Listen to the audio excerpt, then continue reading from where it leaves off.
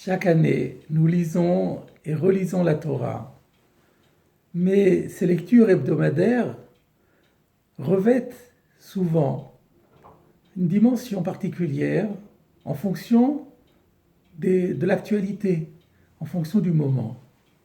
C'est ainsi que les passages relatifs dans la Torah à des épidémies n'ont jamais attiré notre attention autant que cette année, compte tenu de cette pandémie cruelle qui concerne le monde entier et dont jusqu'à présent le monde n'est pas arrivé encore à se débarrasser. Ainsi, dans la paracha de la semaine dernière, la paracha de Balak, nous avons vu qu'une épidémie a décimé 24 000 personnes au sein du peuple juif.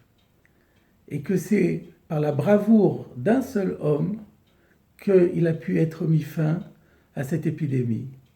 Cet homme, c'est Pinchas, fils de Éléazar, petit-fils de Aaron à Cohen, le grand prêtre.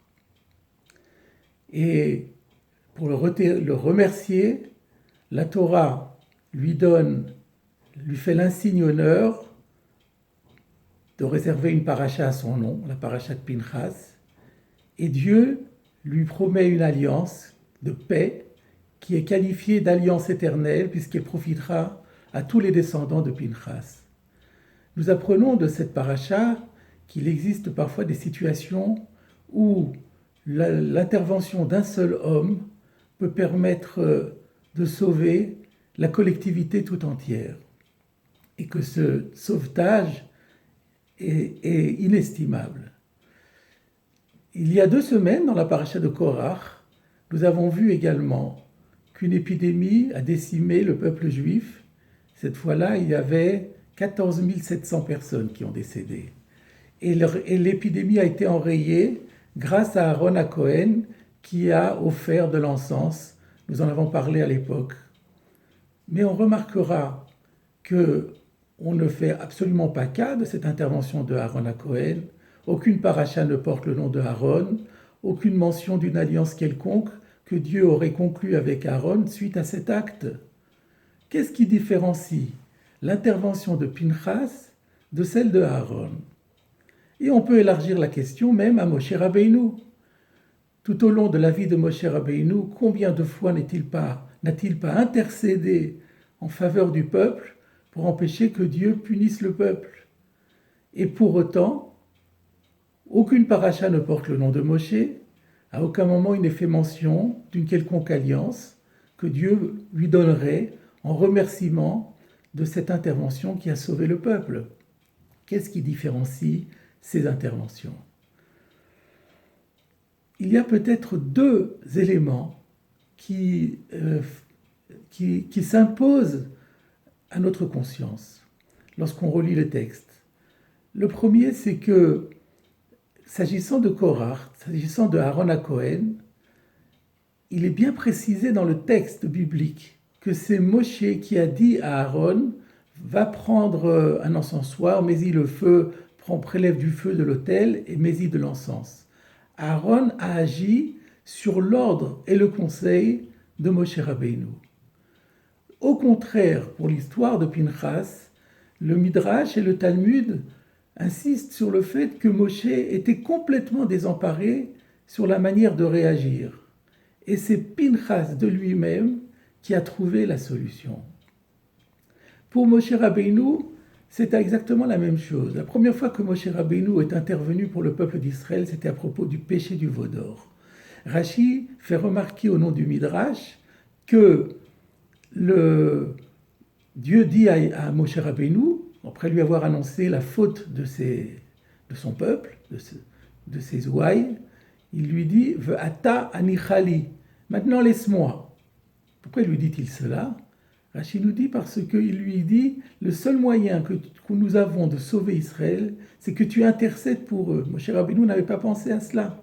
Dieu lui suggère « Vas-y, prie-moi, tu verras, ça va marcher. » Donc Moshe Rabbeinu également n'a pas agi de sa propre initiative, mais seulement sur le conseil et l'incitation de Dieu. Voilà peut-être un premier élément. Pinchas a agi de sa propre initiative, ce qui n'était pas le cas de Moshe et Aaron. Et il y a un deuxième élément qui paraît peut-être encore plus fondamental. Le Talmud insiste aussi sur le fait que lorsque Pinchas s'est attaqué à Zimri, il a risqué sa vie. Zimri aurait très bien pu le tuer. Il a fait ce qu'on appelle Mesirut Nefesh. Il a fait don de sa vie pour la cause qui était de sauver le peuple d'Israël. Ce n'était pas le cas ni pour Aaron ni pour Moshe, qui, lors de leur intervention, en offrant de l'encens pour Aaron ou en priant Hachem pour Moshe, il n'y avait pas de risque de la vie. Et voilà donc un deuxième élément qui est très, très, très éclairant, parce que nous savons à quel point la Mesirut Nefesh, le don de la vie, le fait d'être prêt à sacrifier sa propre vie, est important dans le judaïsme. Je ne prendrai qu'une citation comme illustration, la Gemara dans Shabbat, qui dit, page 130, que les mitzvot que nos ancêtres ont accueillis, ou plutôt qu'ont accompli au risque de leur vie lors des persécutions religieuses, jusqu'à présent, ces mitzvot sont encore très bien observés au sein du peuple d'Israël. Et un des exemples donnés par le texte du Talmud, c'est la circoncision. C'est frappant de voir que tout juif qui a encore un petit sentiment d'identité juive a toujours à cœur d'accomplir la circoncision de ses fils. Pour quelle raison ?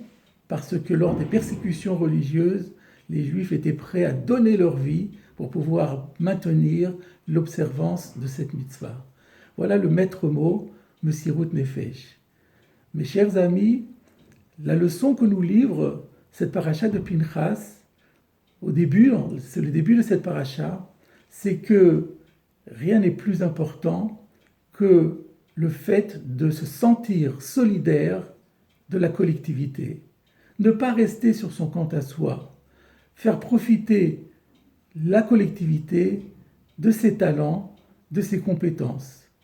Nous apprenons de cette paracha que parfois l'intervention d'une seule personne est capable, sinon de changer la face du monde, mais tout au moins de changer le destin de son propre peuple.